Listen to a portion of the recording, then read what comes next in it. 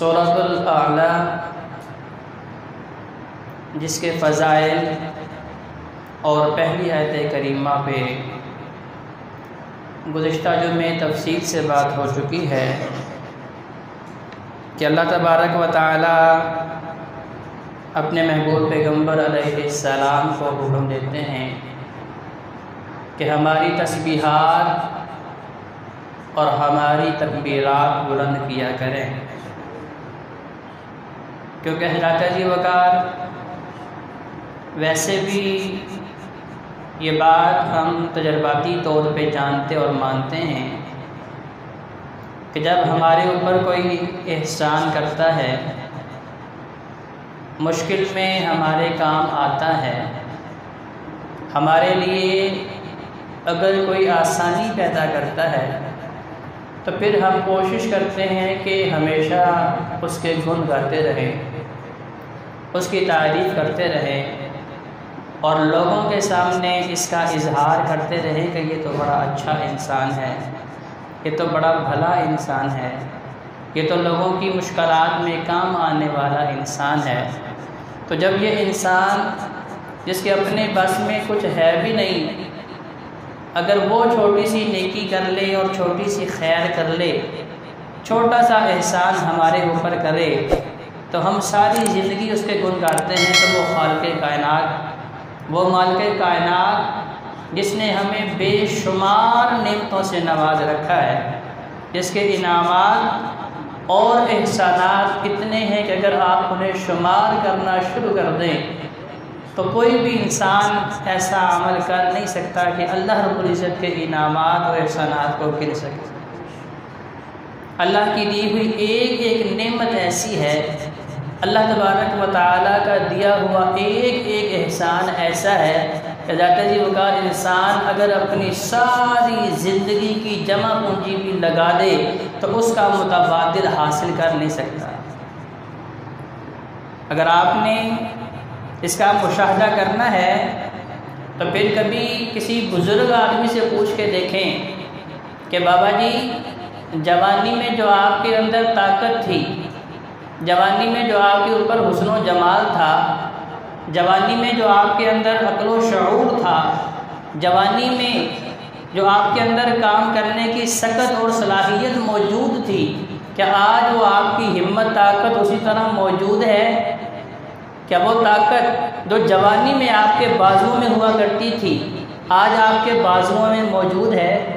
کیا وہ عقل و شعور جسے آپ جوانی میں استعمال کیا کرتے تھے، آپ کا وہ حافظہ جس کی مثالیں لوگ دیا کرتے تھے جی اسے تو 50 سالہ پرانی باتیں بھی یاد ہوتی ہیں، کیا آج بھی آپ کا حافظہ اسی طرح ہے؟ جس طرح اللہ تبارک و تعالیٰ نے جوانی میں آپ کو تندرستی دی تھی، کیا آج بھی آپ کے اعضاء، آپ کے عضو اسی طرح کام کر رہے ہیں جس طرح جوانی میں کام کر رہے تھے؟ تو یقینی طور پہ جواب انکار میں آئے گا کہ نہیں، بڑھاپے کے ساتھ ساتھ سارے اعضاء نے بھی کام کرنا چھوڑ دیا ہے۔ بڑھاپے کے ساتھ ساتھ اب حافظے کے اوپر بھی بڑھاپا جو ہے وہ ذوق جو ہے وہ طاری ہو چکا ہے۔ دنیاوی کام تو چھوڑیں، عبادات کے اندر بھی انسان کے اندر وہ ہمت طاقت نہیں رہتی جو جوانی کے اندر انسان کر سکتا ہے۔ چند دن پہلے مجھ سے ایک بزرگ خاتون نے سوال کیا کہ جی آپ نے اپنے خطبے میں کہا کہ جب انسان اپنی نیازیں جبی کو زمین پہ رکھ کے، اپنے ماتھے کو زمین پہ رکھ کے اللہ کے سامنے حاضر ہوتا ہے اور سبحان ربی الاعلیٰ کی تسبیح بلند کرتا ہے تو عرش والے کو یہ عمل بڑا پسند آتا ہے۔ اس وقت اس حالت میں انسان اللہ کے بہت قریب چلا جاتا ہے۔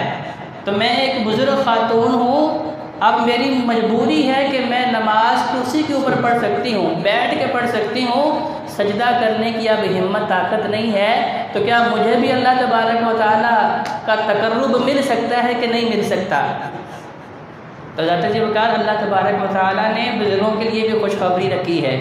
محبوب پیغمبر علیہ السلام فرماتے ہیں کہ اللہ تبارک و تعالیٰ نے فرشتوں کو حکم دیا ہے کہ ایسے بزرگ جن کی جوانیاں اللہ کی بندگی میں گزری ہیں، جنہوں نے اپنی طاقت کا زمانہ رب کو راضی کرنے میں صرف کیا ہے، اللہ تبارک و تعالیٰ کی خوشنودی میں اپنی طاقتوں کو، اپنی توانائیوں کو کھپایا ہے، تو اللہ نے فرشتوں کو حکم دیا ہے کہ جب میرا یہ بندہ بوڑھا ہو جائے اور بڑھاپے کی وجہ سے یا بیماری کی وجہ سے اتنی عبادت، اس طرح کے اعمال جو جوانی میں کیا کرتا تھا اگر نہیں کر پا رہا تو فرشتوں اتنا ہی اجر و ثواب لکھو جتنا کہ جوانی میں اس کے اعمال کا لکھا جاتا تھا۔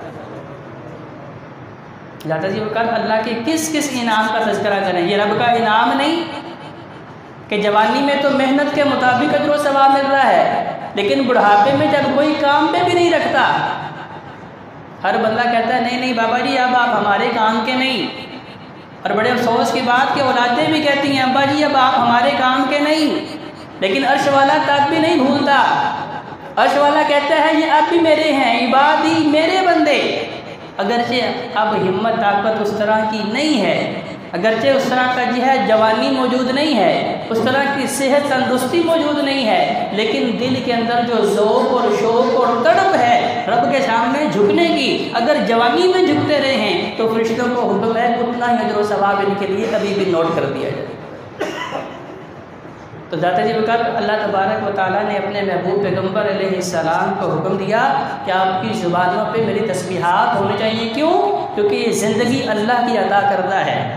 یہ تندرستی اللہ کی عطا کردہ ہے۔ ذات جی وقت سب سے بڑی نعمت جو ہے وہ تندرستی ہے، آپ پیسے لگا کے بھی تندرستی حاصل نہیں کر سکتے جب تک اللہ تبارک و تعالیٰ کی طرف سے حکم نہ ہو۔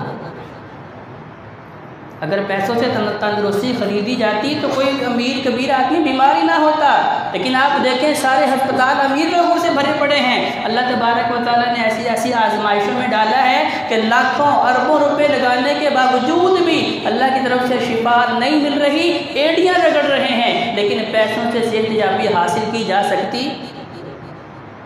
نہیں ہے۔ تو ذات جی وقار سب سے بڑا عمل یہ ہے کہ ہر وقت زبانوں پہ اللہ کی تسبیحات ہونے چاہیے۔ الحمدللہ، اللہ تیرا ہی شکر ہے کہ ساری نعمتیں تو نے دی ہیں، کہ سارے میرے اوپر احسان اللہ تبارک و تعالیٰ تیرے عطا کردہ ہیں۔ دوسری آیت کریمہ الذی خلق فسوی، دو چیزوں کا ذکر فرمایا۔ اللہ فرما رہے ہیں کہ ہم نے پیدا کیا اور درست کیا۔ ذات جی وقار انسان کے پیدا ہونے میں کسی انسان کا بس جو ہے وہ شامل نہیں ہے۔ بڑے بڑے تندرست، بڑے بڑے قداور لوگ، چہروں پہ لالگی،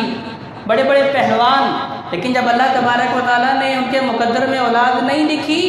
تو حکیموں کے پاس، ڈاکٹروں کے پاس، طبیبوں کے پاس، سات سمندر پار تک کے سفر بھی کرنے، لیکن جب تک اللہ تبارک و تعالیٰ کی طرف سے حکم نہ ہو اولاد جیسی نعمت مل سکتی۔ الذی خلق فسوی، اس کے بعد دیکھیں کہ اللہ تبارک و تعالیٰ نے کیسا شاہکار پیدا کیا ہے۔ اللہ تبارک و تعالیٰ نے کم و بیش 18,000 سے زیادہ مخلوقات پیدا کی ہیں، لیکن یہ حضرت انسان ایسا بہترین شاہکار ہے، اس کا مقابلہ کوئی اور مخلوق کر نہیں سکتی۔ الذی خلق فسوی، اور اسے بالکل درست بھی کر دیا، جس جگہ پہ ناک ہونا چاہیے تھا وہیں پہ ناک لگایا، جہاں پہ آنکھوں کا کام ہے وہیں پہ آنکھیں لگائیں، جہاں پہ قوت سماعت ہونی چاہیے تھی وہیں پہ کان لگائے، جو کام سونگنے کا تھا وہ ناک کے ذمہ لگا دیا،